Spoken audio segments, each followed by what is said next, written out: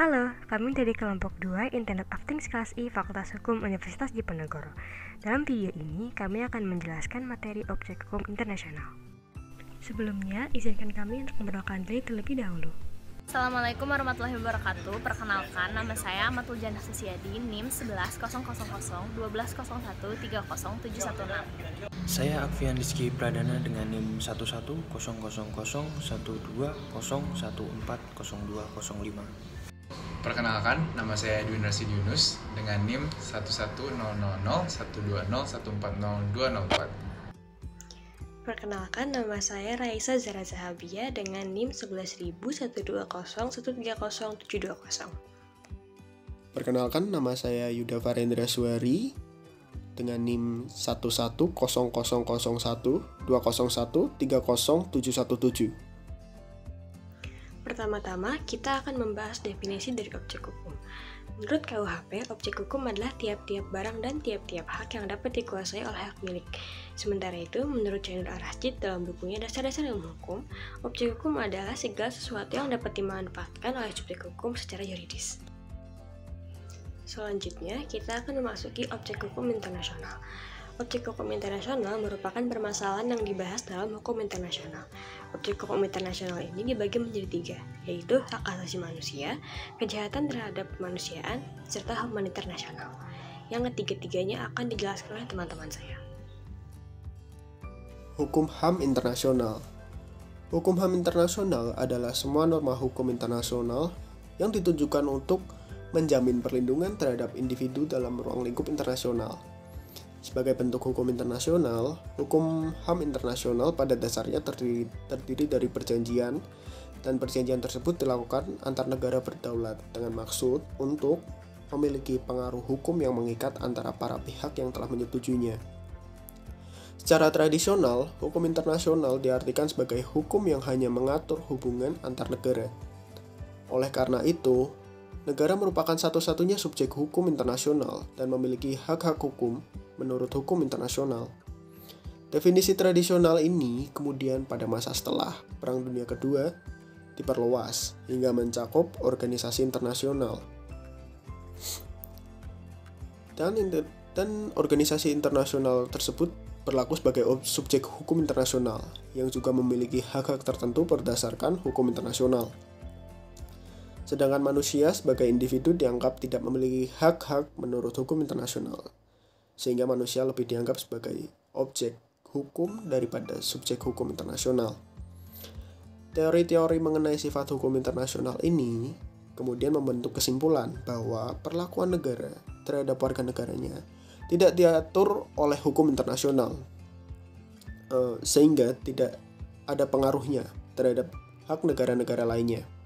Karena hukum internasional tidak dapat diterapkan terhadap pelanggaran HAM di suatu negara terhadap warga negaranya, maka seluruh permasalahan ini secara eksklusif berada di bawah yurisdiksi domestik setiap negara.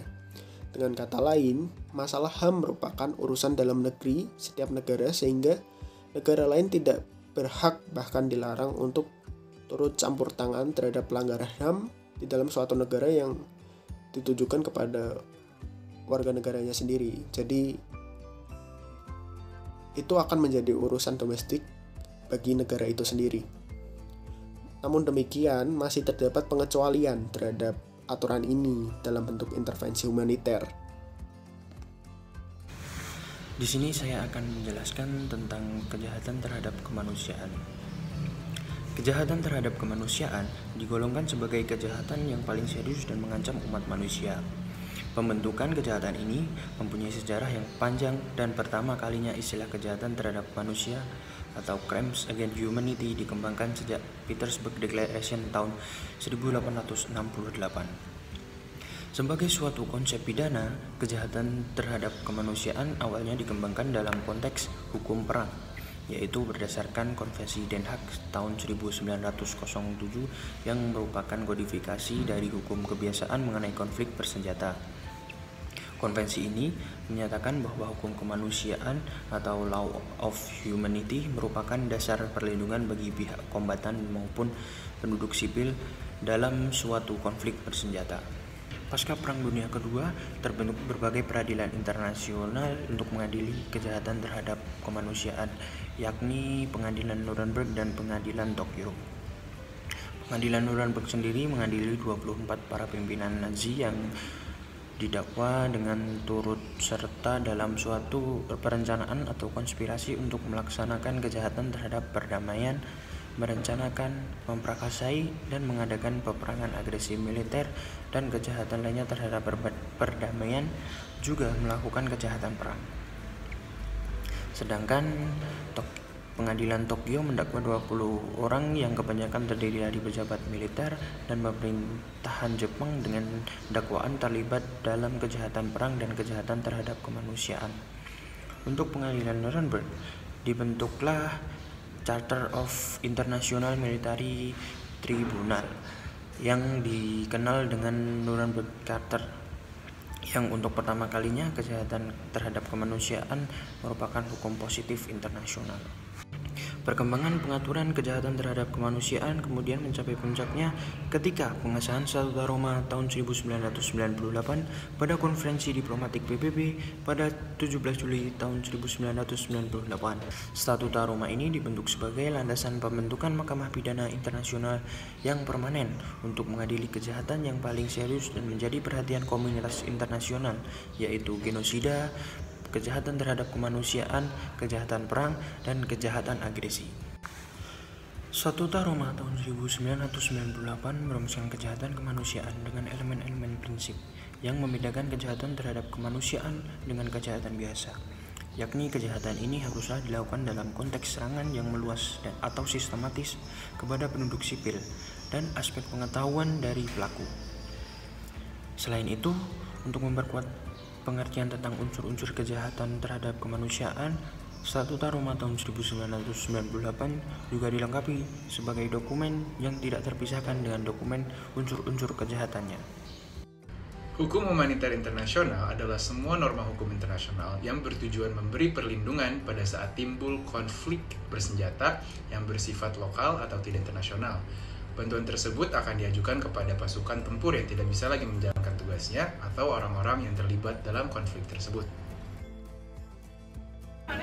Apakah individu termasuk ke dalam objek hukum internasional?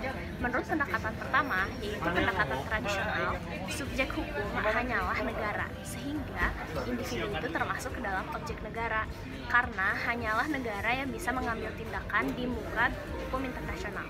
Nah, pendekatan yang kedua itu ada pendekatan kontemporer. Menurut pendekatan ini, individu merupakan subjek hukum internasional karena individu memiliki hak asasi manusia. Dan karena itu, dia bisa mengambil tindakan jika hak asasi dia terancam. Demikianlah akhir dari video kami. Kami berharap bahwa video ini dapat bermanfaat bagi siapapun yang menyaksikannya. Terima kasih sudah menyaksikan dan sampai jumpa.